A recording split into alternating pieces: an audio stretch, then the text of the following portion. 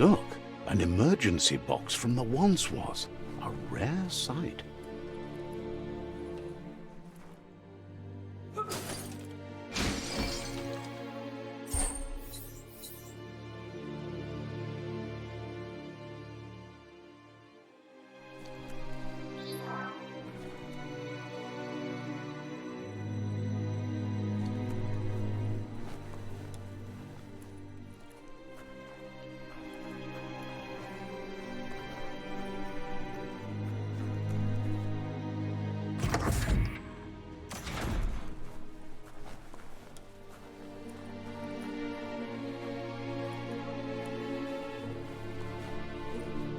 That pipe looks weak.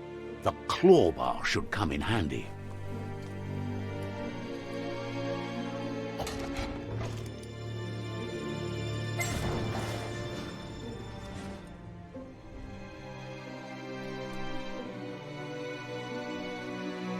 Whoa! It's time to find a way out of this place. No, really, I mean it.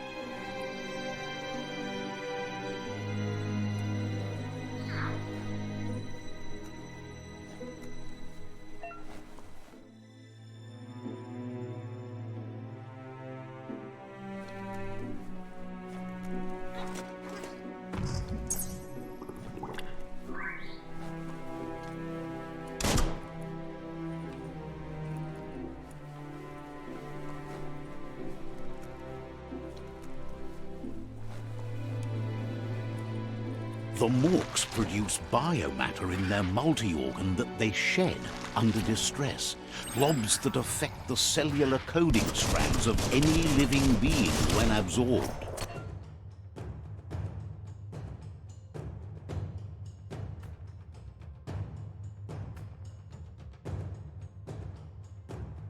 Including you.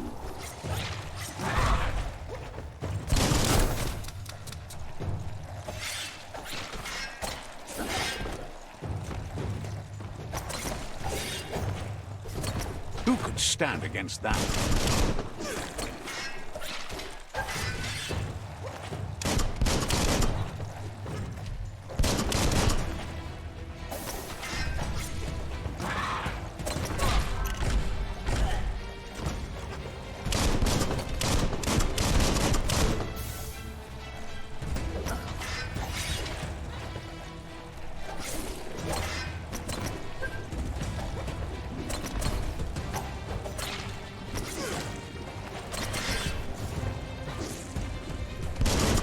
All fired up.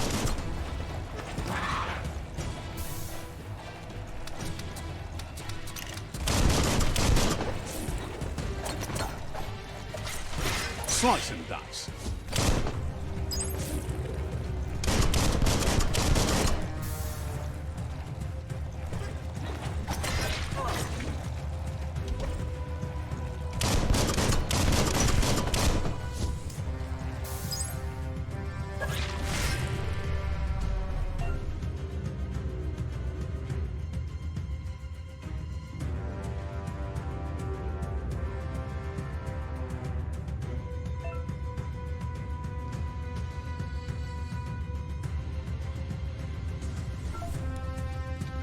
That's a good find.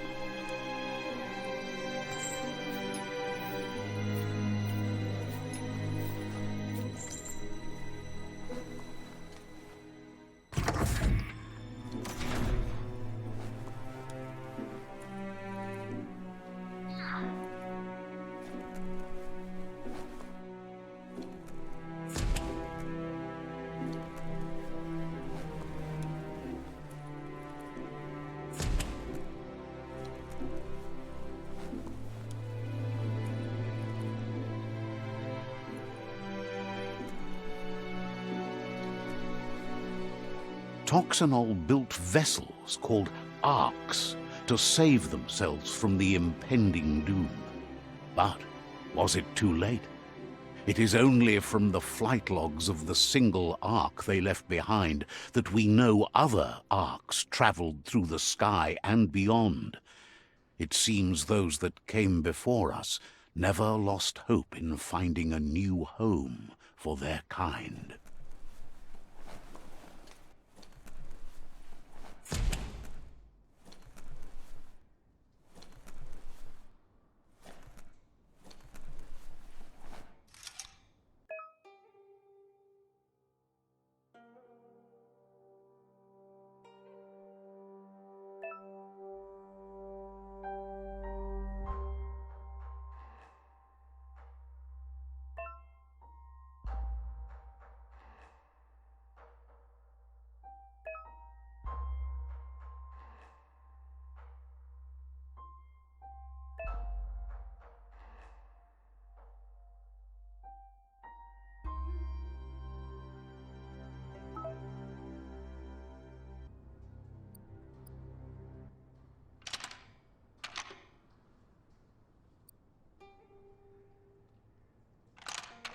Just a few moves left. Make them count.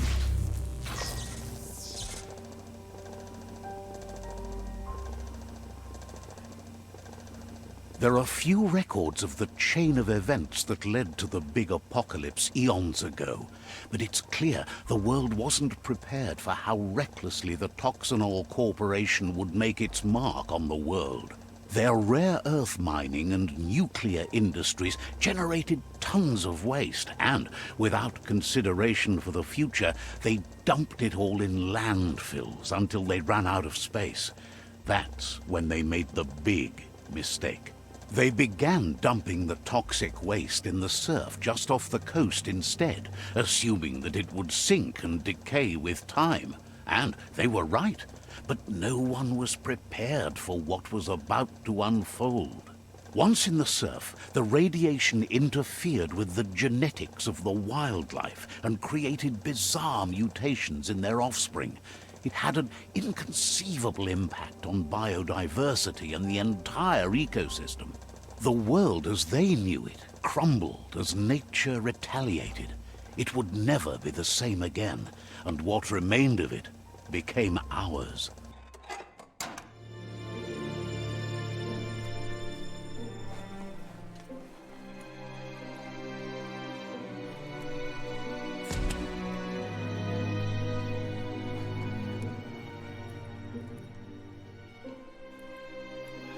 The sound of spark metal going pew-pew is never a good thing. It's coming from behind that door. A warning label. The box looks like a potential brain melt.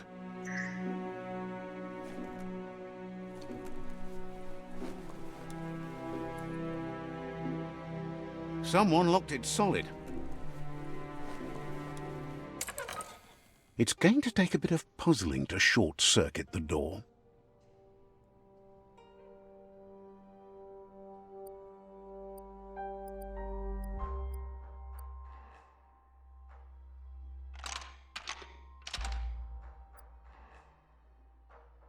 Just a few moves left. Make them count. There you go.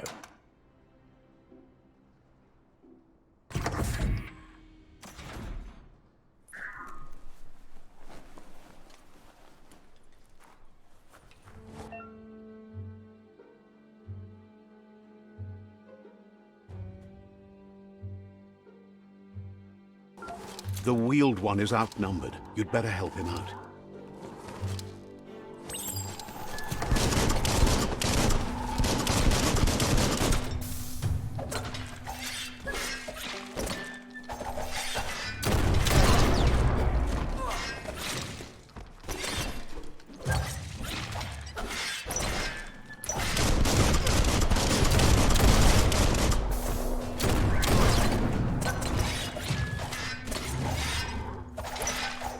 That's going to leave a mark.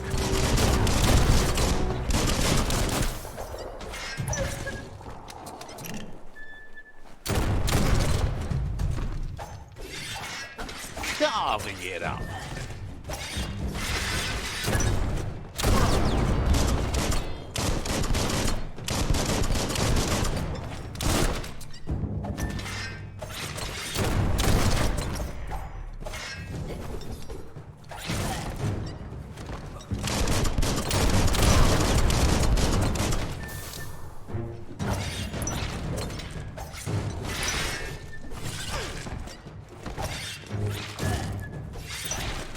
That's the last of them. Let's talk to the wheeled one before backup arrives.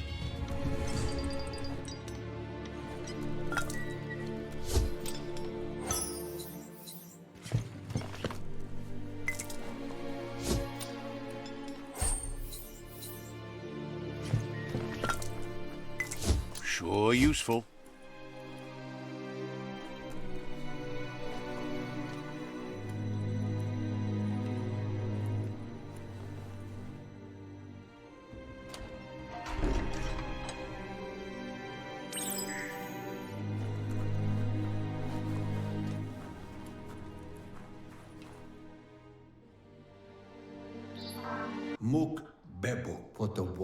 He wants to thank you for taking his side against the scavengers. He sounds familiar. You just can't figure out why. He presents himself as out of date. He knows he's way overdue, but he hasn't given up. He doesn't seem surprised that you don't recognize him. You were just a child back then, the night everything changed. There have been rumors of a one-eyed Ronin seen outside the Great Wall, and he's happy to see it's true. The legend of the one-eyed child that grew up as an outcast is old and sad. The child could have been anyone, but the evil it had fled had left a mark, a facial scar to remember the past.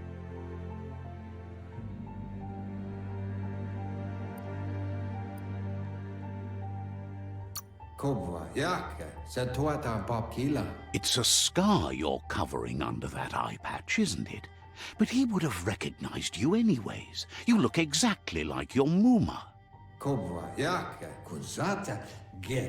There's no doubt you're the child, and that what Lupa Lupin did to your village, your Muma and Popsy, was the beginning of the end.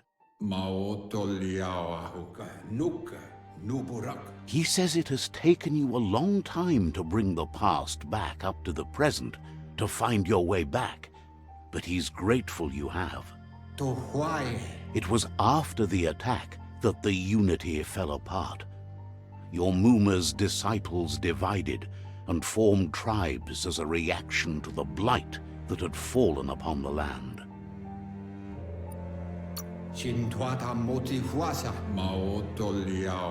The impending threat of the World Eaters bringing down the Tree of Life is ever so close.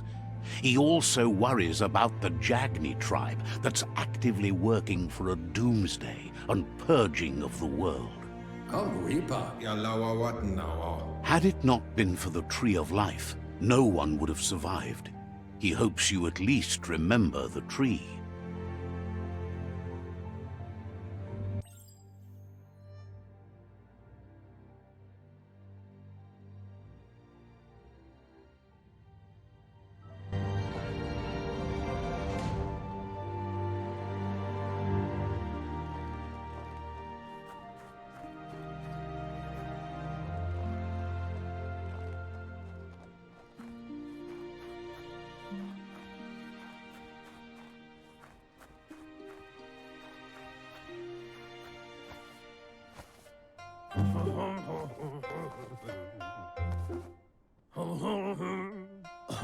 Asks if you were tired, as it's a bit of a hike here from the village. He wonders if your Muma knows you are here. You're such a good child, so you probably did. Even the young forget. He understands why you came all the way out here, to see them, the potato people. The potato people, or nono, are a wonder, somehow interlinked with this little tree here fueling its source of life.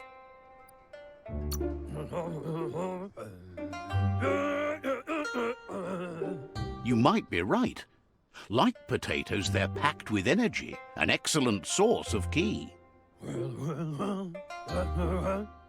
The nono prefer to hide in glitter grass. He says you should get over there and ruffle it. See if you can make one come out of hiding.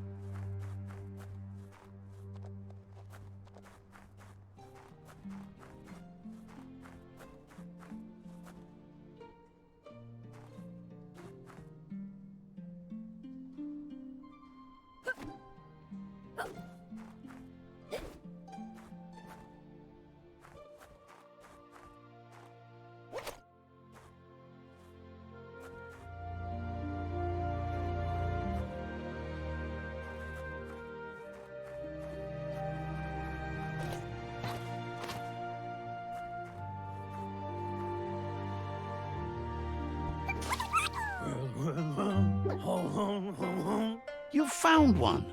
You should be proud. They don't come out for everyone. The nono's ki energy is just what the pensai needs to complete its cycle and grow into a tree of life.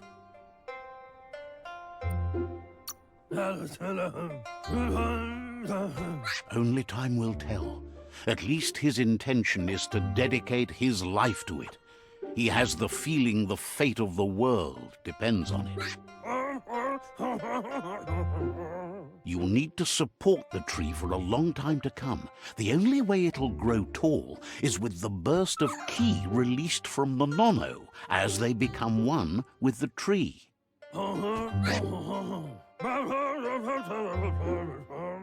You'll need a net to catch the nono, and he wants you to use his, but asks you to be gentle.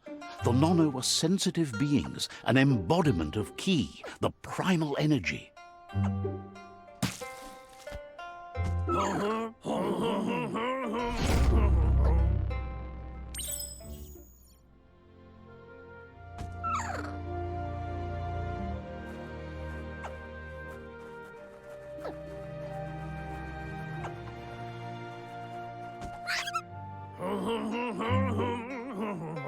You handle that net like you've never done anything else. He's impressed.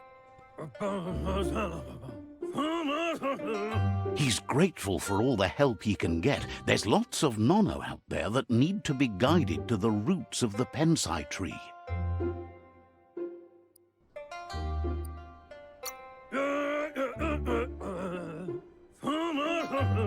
They're hiding in the glitter grass that mostly grows deep inside damp caves, where they draw mineral from the natural rock. One day, he hopes the tree will have grown tall enough to sustain the world. But today, your focus is getting this one to become one with the tree.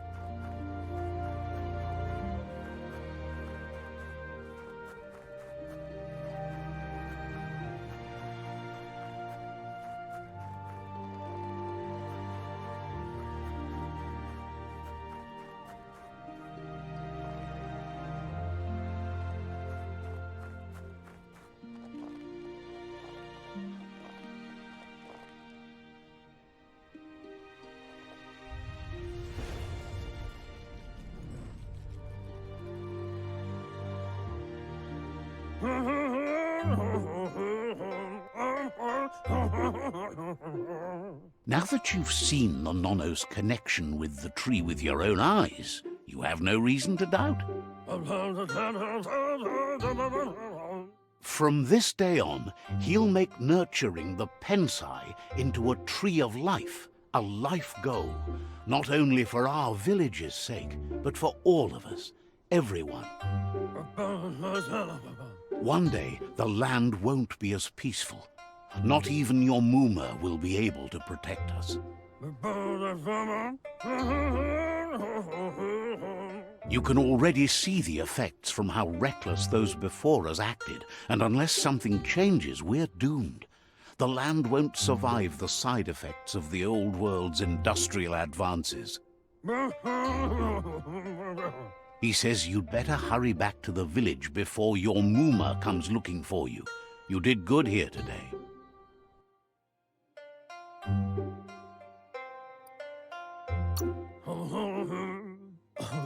That's not true.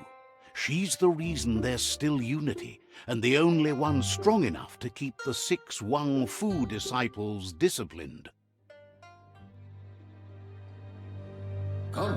He lost you there for a while, but no memory is alone.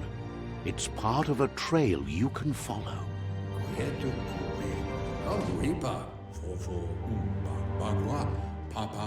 He says he remembers every single day he devoted to growing the Tree of Life, but now he's afraid it might be in vain. The tree started to die when the end of days begun, and it wasn't long after that that the World Eaters arrived. The genetic evolution that occurred after the apocalypse that Toxanol Corporation inflicted on the land set the World Eaters' DNA into overdrive.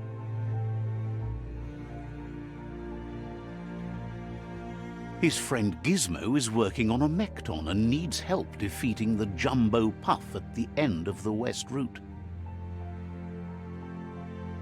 Wiz is still repairing his octopod to confront the Merc Puff that dwells deep down under the surface at the end of the Northwest Route.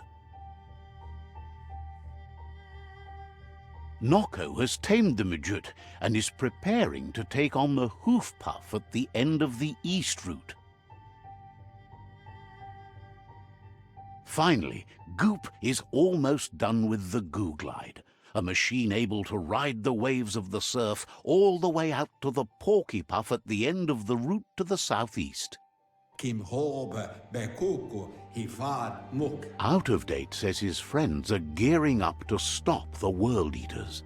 There's one at the end of each route.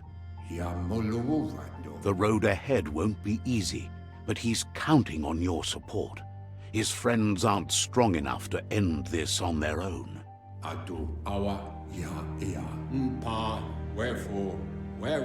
He wants you to understand that you'll all die if the tree isn't saved.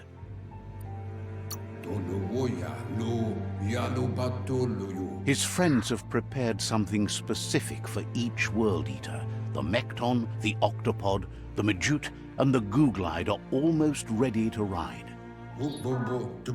Regardless, you'll meet again once you've played your part in the tribe war and the situation with the World Eaters.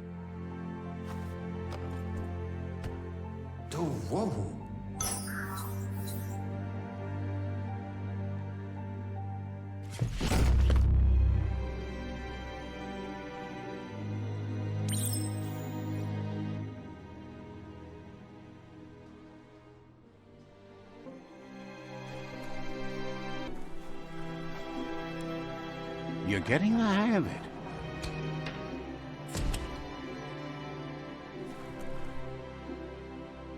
Quickest way out is through the roof where they came in, and the rope looks strong enough to climb.